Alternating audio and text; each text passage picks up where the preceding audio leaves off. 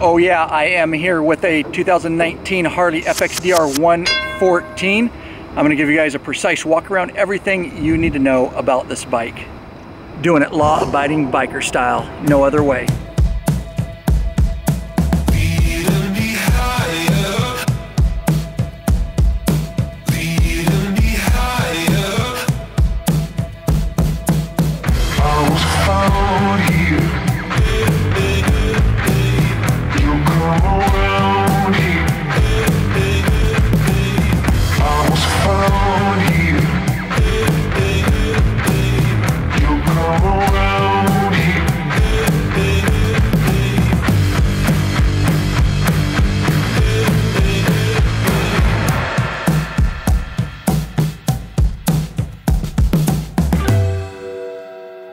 And I will tell you that I don't work for a dealership, I don't own a dealership.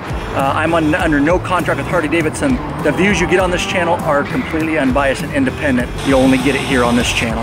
And I want to give a quick shout out to Owens Harley-Davidson in Yakima, Washington for supporting law-abiding biker media and understanding our mission to help as many bikers as we can worldwide. If you're in the area, stop by, they will treat you right. All right, here we go, a walk-around overview of the new 2019 Harley-Davidson FXDR 114. And let's just move right in. Of course, this is one of the key things you'll know it's this bike is that huge air intake, very drag style basically. So that's new. This paint job is vivid black is what this one is. There's 5 other colors to choose from. All right, and we're gonna walk in. Of course, this is the Milwaukee-Eight. This is the 114 version of the motor. Just love this bike, just beautiful. We'll move on to the exhaust. It is a 2-in-1. Of course, this bike is all about performance, and if you want performance, you have a nice air intake. You have 2-in-1 exhaust. Of course, you could definitely put aftermarket exhaust. I'm sure they'll be making some, and also I would definitely throw a tuner on it, an EFI tuner. Fuel pack 3 if I were to get it. Talking about the tank, we'll move up there. This is a 4.4 gallon. Doesn't really matter because this bike isn't for long distance anyways, but that's plenty. Probably just has that capacity because that's how they design the tank. They say 46 miles per gallon city highway. That's an estimate. Let's look at the bars here. We move into these bars. Now these are forged aluminum and they're clamp-on style. You can see they don't go across. There's no clamp in the center. It's just clamp on, so there's not a lot of adjustment to these bars. You know, so you probably have to put aftermarket if you want to get a little more comfortable. The nice thing is right in there underneath that piece, you can pop that. There are mounting points for traditional style clamp, so you can put the type of bars that you want. Moving on up, we can move in. You've got it's all electronic. There's range and AB, your trip, your odometer, all that kind of stuff. Of course, it is digital RPMs. You can select that too and get digital RPMs, but that's pretty basic up there. Fuel gauge, all that kind of stuff, but all electronic. I prefer a actual gauge for RPMs, but that's okay. They tucked a lot in there into that little unit there. Little wind deflector, it does help. Of course, not like a windshield or a fairing, but that wind deflector does help put some of the wind up over you. Moving over, pretty stock as far as controls go. That little rocker switch there is where you rock it to get your different odometer to change things there. Hydraulic, I should say cable clutch will move around. So they decided not to go with hydraulic clutch, which is interesting because a lot of the new bikes are all going hydraulic. So it is a standard traditional cable, which means you can adjust it externally, internally. Of course, we have videos for that on this channel on how to do that. But there's that nice looking fairing. It's a good look.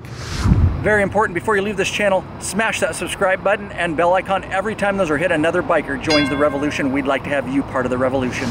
We'll go over here, nothing major about the brake. Of course, standard front brake right up there. Standard mirrors. Not a fan of these signals at all. But they have to do certain things for federal regulations. I know they're just, that's the one ugliest thing on this bike. I can say that I would have did something different and I would definitely be changing those out.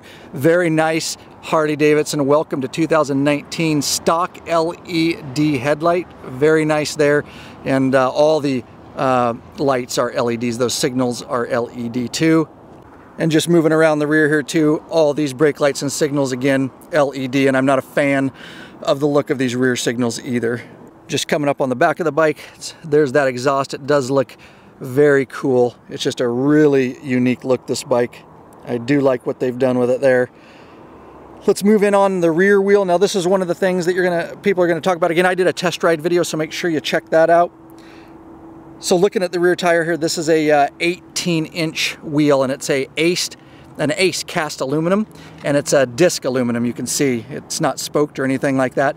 It is 240 in width, and that's a super wide tire for what they say is a performance bike. But they did a lot of engineering, and I must say after test riding, it does really well. It actually corners exceptionally well.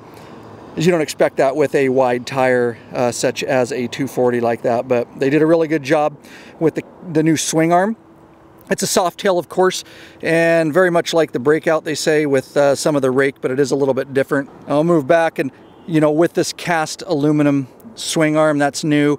With the wheels and the sizes and everything, they just did a lot to make this bike really, really perform, and it does do well. I don't remember what the exact rake of this bike is, but everything just works together really well. Move in, of course, on the rear, you got single caliper, 2-piston floating system. Pretty standard there. All right, real quick, we'll get right back into your video. We put a ton of hours and effort into these videos. Hopefully they're helpful to the law-abiding biker community. You can support us. Head over to lawabidingbiker.com/Patreon, link in the description below. You can become an exclusive member, pledge a certain amount per piece of content, no risk to you because you can put a monthly cap. There are benefits such as our t-shirts and stickers, private Facebook group, which is blowing up. You get access to live video broadcasts, all that kind of stuff. There's other benefits. It's all over on the Patreon page. Up to top tier, get access to our premium videos up on request. All right, guys.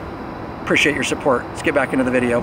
Now this fender's interesting on the rear because it comes off really easy. I think it's 3 or 4 bolts. Yeah, it looks like it's 4 bolts. You got 2 up in there and then 2 up in there. They have to put this for federal regulations, and most states require that you have a fender, but they did make it easily removable. You just have to relocate your license plate, and that's not all too difficult. I'm sure there'll be some products being made for that, but I see a lot of guys, you know, you want to have a fender on.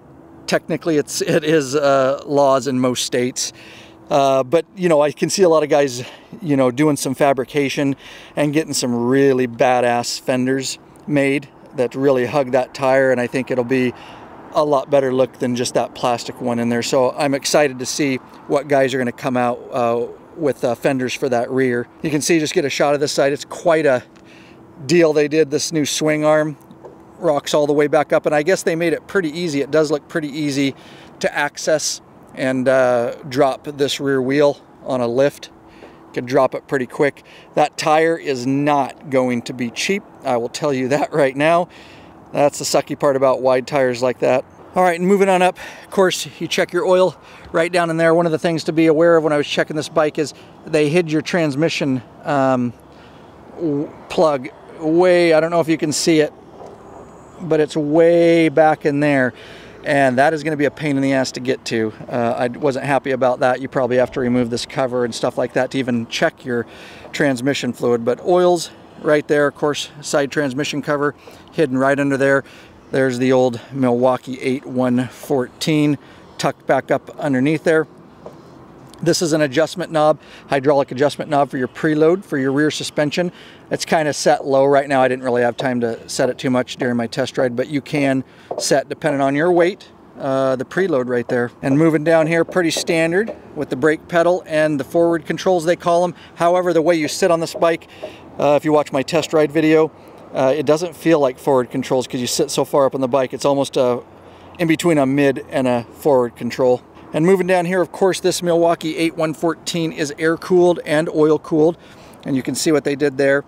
Took a little bit of engineering from the V-rod there, a little design, and did a good job. It's not easy to hide a radiator, and that's a pretty large oil cooler there that runs through the Milwaukee-Eight. All right, and just moving up to the front end there, I was really happy to see they've got those inverted forks, performance forks with cartridge dampening, and let me tell you, on my test ride, they handled superbly. I was really, really happy to see Harley do something with inverted forks. Moving down, the front wheel is a 19-inch wheel, and it's a just like the back, it's an ACE cast aluminum, gloss black, or black satin, I think they call it. This is a split 5-spoke, just a really, really good look with those forks. And of course, the front, you do have dual front brakes, dual calipers, and it's a 4-piston fixed system on the front, dual calipers, and that makes emergency braking, threshold braking, all that kind of stuff really nice. This bike stops well. And moving down the side here, of course, you've got your 4 plug wires going into the Milwaukee-Eight there. Pretty standard 114 mark there on the clutch inspection cover. Primary, vivid black like the rest of the bike. And if you're wondering, yes, it is the standard, you know, belt drive that we're all used to on Harley-Davidson motorcycles. Very, very durable system. And if you didn't get to see, I want to bring you back up. I didn't really talk about it, but this fender, a lot of style that they put in there with the gloss black, and actually put, you know, the fender's a different color, like a gray, I don't know what they call it, but different color, of course, than the rest of the bike, which gives it a nice little accent up front there. So this baby is 637 pounds dry, a little heavier once you get that 4.4 gallons of gas in there and all that kind of stuff. But still, for a Harley-Davidson, that's a pretty light bike, and it's very nimble at that weight and rides really nice. And on this one, just didn't know if you guys could see, but we've got the nice Harley-Davidson kind of ghost painted on there, so to speak, subdued. And I'm sure they'll be making some aftermarket seats eventually. This thing it looks good, not extremely comfortable, but again, this is not a touring bike, so it works well for what it is. And this is a compartment in the back here. It pops right off, and they do make a passenger pillion pad. It's a little tiny compartment, you can't fit much in it, but you could run a passenger, and they are making some aftermarket passenger pegs that you would have to add to the bike. And if you're wondering about seat height on this bike, laden is 27.7, I believe, and unladen is 28.5. To give that context for you, that's about an inch higher, just a little over an inch higher than a Street Glide Special sits. So a little bit higher, but still I had no problem. I'm 5'8", not going to be an issue.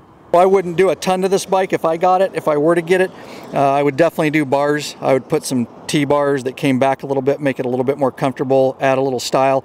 It's already got a high flow intake, so we're good there. I would definitely change out the exhaust, do some things there, and then add a Vance & Hines Fuel Pack 3 EFI tuner, tune it out a little bit, and man, and then just ride that bad boy. And if you're wondering, that Milwaukee-Eight 114, if you're looking for it in cc, it's I believe it's 1868 cc. And if I didn't mention, I did say the front wheel is a 19-inch wheel, but it's a 120 in width, and they are running the Michelin Scorchers for rubber on this bad boy. All right, I hope you enjoyed that overview, everything in a nutshell that you need to know about the FXDR. Don't forget to check out my test ride video where I reveal a whole bunch of other things and the rideability of this bad boy.